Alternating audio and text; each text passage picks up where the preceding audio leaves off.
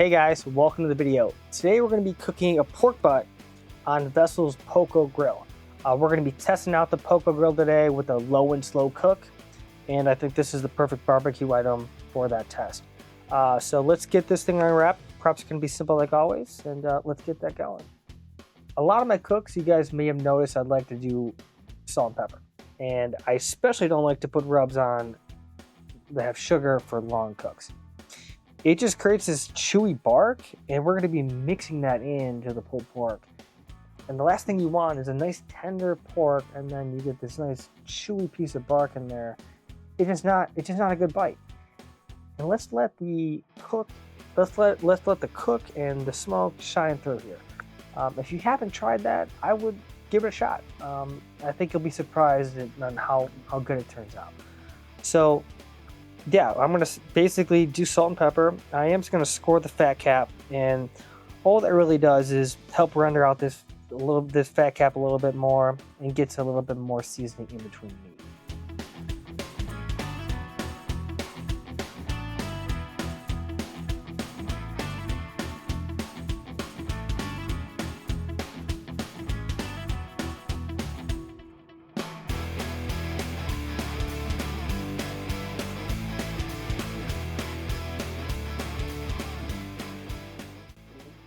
Okay, so we're going to be loading this thing up today with some lump charcoal.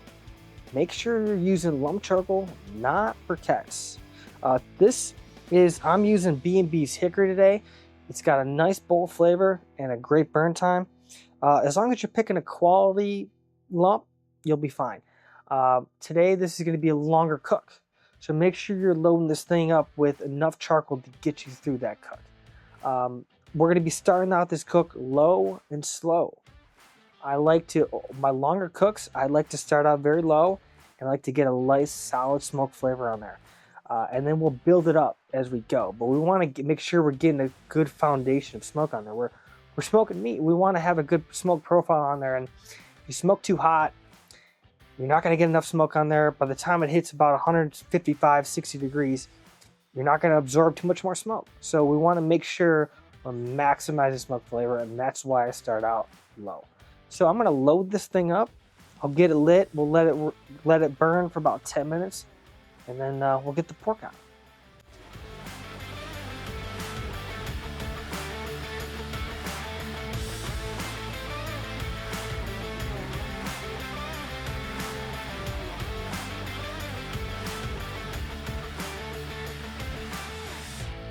Okay, so the charcoal's been burning for about 10 minutes, and right now I'm just watching the temperature climb.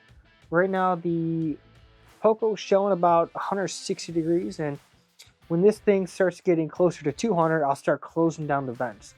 Currently I have both vents up, bottom and top, wide open.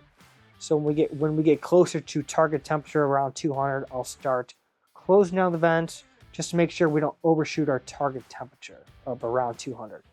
And then we're just going to cruise around this temperature for quite a while, at least 4 hours.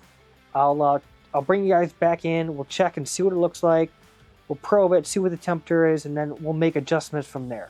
But at this phase, I'm strictly worried about getting maximum smoke flavor on this piece of meat.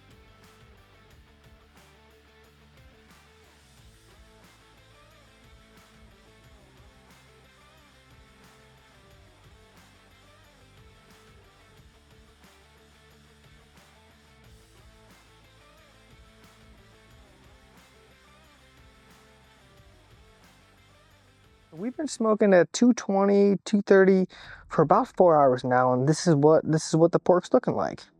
So you can see we're starting to get some good color on there. Bark's starting to set. Let's see what the temperature is. So we're just in the 140s, so we got some time.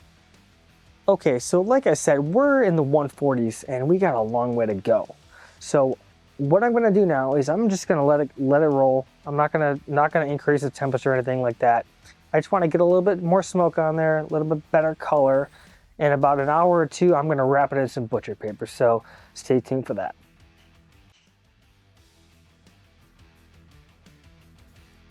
Okay, so I took a peek at the pork around the 5.5 hour mark, and I was liking the color on it. So I decided to wrap it in some butcher paper. At this point during the cook, what I'm going to do is I'm going to open up all the vents on the Poco, and we're going to get this thing up over 300 degrees. And this is just going to help out with a couple things. It's going to help render out as much fat as we can. There's a ton of fat in there, so we want to make sure we're rendering it all out. Also, we're going to make up some time in the cook as well. The meat is protected with some butcher paper, so I'm not worried about drying it out or burning it. We're looking for a target temperature of when it's done to well over 200. We're going to be targeting around 208 to 210.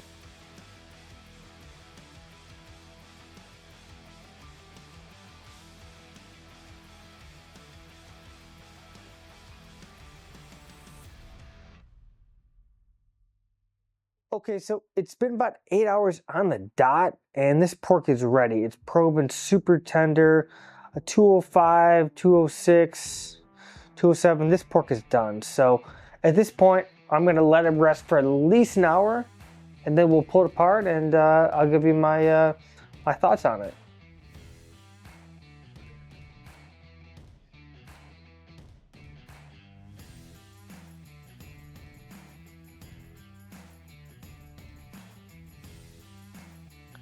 Okay, so this pork's been resting for about an hour and a half, and wow, look at this thing, man. It's got super dark bark.